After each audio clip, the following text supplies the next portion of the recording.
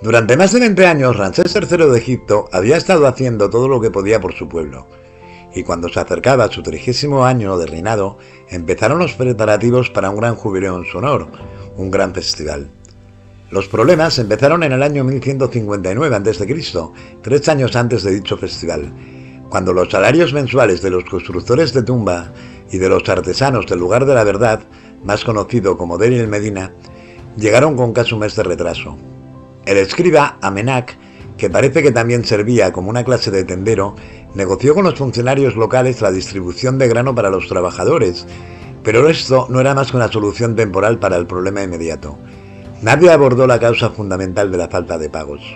En vez de investigar qué había salido mal para evitar que volviera a ocurrir, los funcionarios se dedicaron a los preparativos del magnífico festival. El pago de los trabajadores de Deir el-Medina se volvió a retrasar una y otra vez, hasta que, tal y como escribe el egiptólogo Wilkinson, el sistema de pagos de los trabajadores de la necrópolis colapsó por completo, lo que dio lugar a las primeras huelgas conocidas de la historia. Esperaron durante 18 días por su sueldo y después se negaron a seguir esperando. Dejaron las herramientas y se dirigieron a la ciudad gritando «tenemos hambre». Primero se manifestaron en el templo mortuorio de Ramsés III y después hicieron una sentada cerca del templo de Tutmosis III. Los funcionarios no tenían ni idea de cómo lidiar con la situación. Nunca antes había ocurrido nada parecido en la historia del país. El MAP se aplicaba a todo el mundo, desde el rey hasta los aldeanos, y se esperaba que todo el mundo reconociera su lugar en el gran esquema del universo y actuara en consecuencia. Que los trabajadores se sublevaran y exigieran su paga era sencillamente imposible porque violaba el principio del MAP.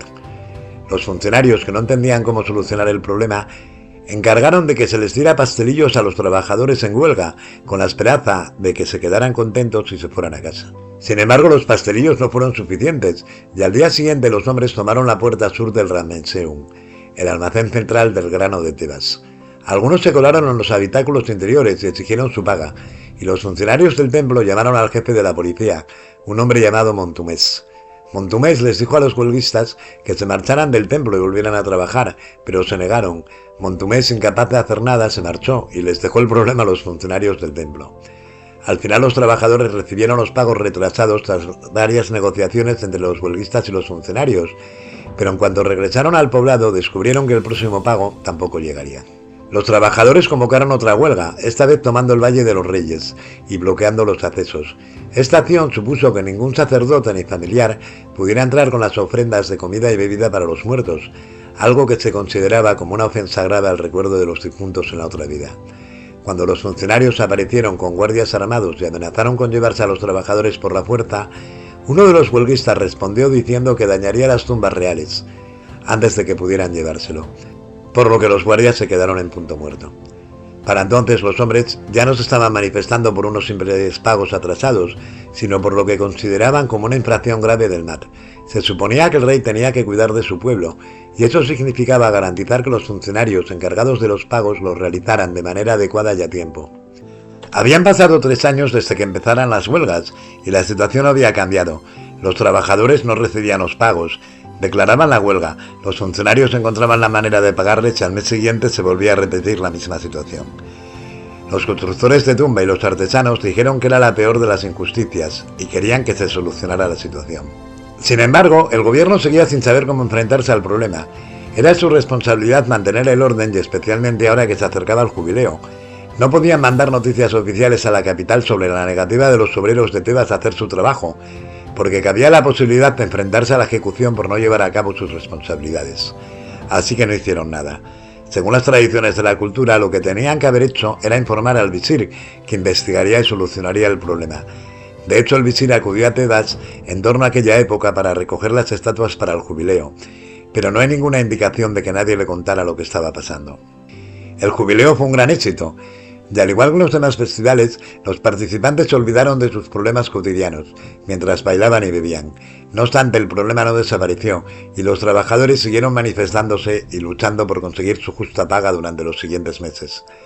Parece que al final llegaron a algún acuerdo, por el que los funcionarios pudieron realizar los pagos a tiempos, pero la dinámica de la relación entre funcionarios y obreros había cambiado, al igual que la aplicación en la práctica del MAT, y nunca volvería a ser como había sido antes. El MAT era responsabilidad del faraón, no de los trabajadores. Él era el que tenía que mantenerlo y vigilarlo. Y a pesar de ello, los hombres de Deir el-Medina se tuvieron que encargar de corregir lo que ellos entendían que era una infracción de la política que ayudaba a mantener el equilibrio y la armonía esencial. La gente común se había visto obligada a asumir las responsabilidades del rey. La huelga de los constructores y los artesanos tuvieron una influencia importante porque se contaban entre los mejor pagados y más respetados del país. En consecuencia, el pueblo razonó que si a ellos les podían tratar así de mal, los demás no podían esperarse nada mejor. La influencia de las huelgas también fue significativa porque estos trabajadores eran los que más tenían que perder. Todos ellos entendían el principio del MAT y su responsabilidad para con él, y aún así decidieron enfrentarse a las prácticas gubernamentales que consideraban injustas. Lo que había empezado como una queja por pagos atrasados se convirtió en una acción de protesta contra la corrupción y la injusticia. Hacia el final de las huelgas, los trabajadores ya no coreaban por el hambre, sino por el problema mayor, la injusticia. El éxito de estas huelgas inspiró a otros a hacer lo mismo. Al igual que los registros oficiales no documentan las pérdidas egipcias de las batallas por tierras contra los pueblos del mar, tampoco se hace mención alguna de las huelgas. La documentación de la huelga proviene de un papiro descubierto en Deir el-Medina que muy probablemente fue escrito por el escriba Menak. Estos eventos sentaron el precedente para los trabajadores que dejaban su puesto de trabajo, y aunque no existe ningún otro informe oficial de que volviera a ocurrir algo parecido, a partir de entonces los trabajadores entendieron que tenían más poder del que creían. A finales del Imperio Nuevo y durante el periodo tardío se mencionan huelgas, y no cabe duda de que esta práctica comenzó con los trabajadores de Deir el-Medina en la época de Ramsés III.